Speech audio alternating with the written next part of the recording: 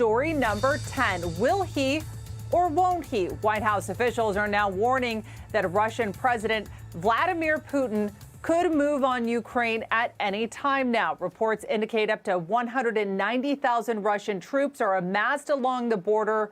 Earlier this week, Putin announced he was withdrawing some troops, the latest intelligence contradicting those claims.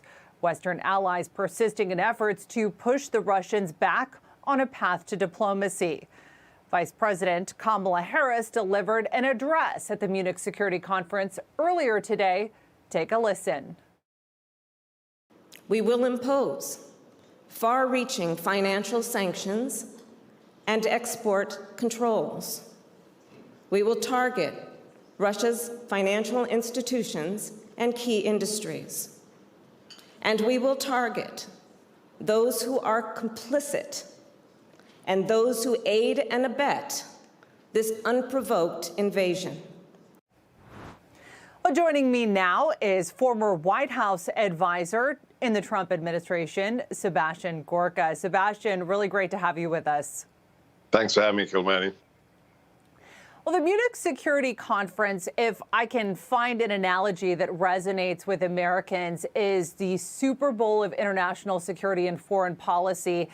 And for the big game, the Biden administration sends Kamala Harris as their quarterback in a situation that could tip the scales when really this has reached fever pitch.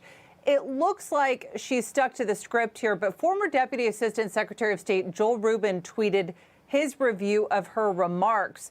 VP Harris just made the single most significant speech by an American leader in a global forum to prevent war since the Cuban Missile Crisis in 1962.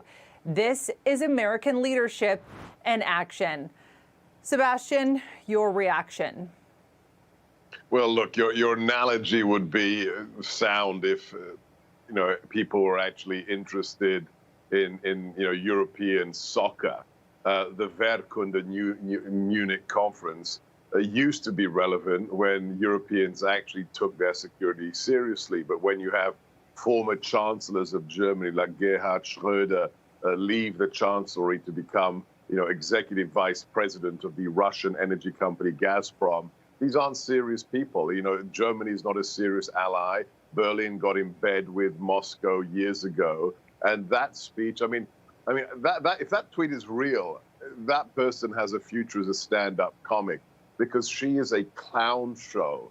Cackling Kamala. This is the person. Can we just remind the Newsmax viewership? This is the person that was made Biden's border czar.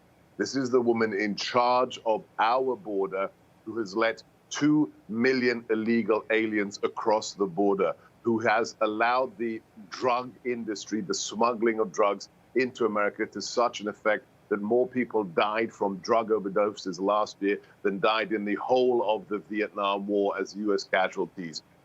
Russia, Beijing, China, Iran, they are laughing at Kamala, and Putin's just going to do whatever he wants to do. No sanction has stopped Putin in the last 20 years. So why would it work now, Kamala? Wouldn't you argue, though, Sebastian, that more people are paying attention to the security conference this year, given the situation and the rampant tensions that we're seeing? I mean, people are keeping a very close eye on what is coming out of the Biden administration, which could potentially shift the movement on the ground. Not in the slightest. Nothing the senile old man is going to do is going to change things. I mean, this is the sad reality of the case. When you have an administration that hates America, that treats our enemies like our friends and our friends like our enemies, which is exactly what Biden did under Obama for 8 years. Remember, the first thing that administration did was went on an apology tour. Obama went on an international apology tour. This is just the redux of those 8 years. So no, actions matter. Not fancy conferences in European hotels. They're totally and utterly irrelevant. For example, here's one. Over chocolate cake at Mar-a-Lago, when President Trump just whispered into Xi Jinping's ear, "Oh, I just wanted to tell you, I dropped 52 cruise missiles 3 minutes ago on the Syrian regime that was about to use chemical weapons against its citizens again.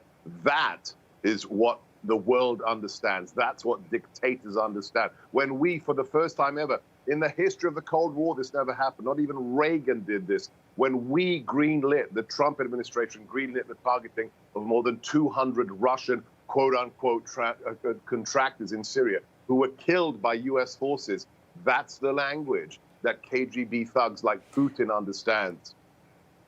Sebastian, how do you think former President Donald Trump would have handled this conflict differently? You can't ask that question because this would not have happened.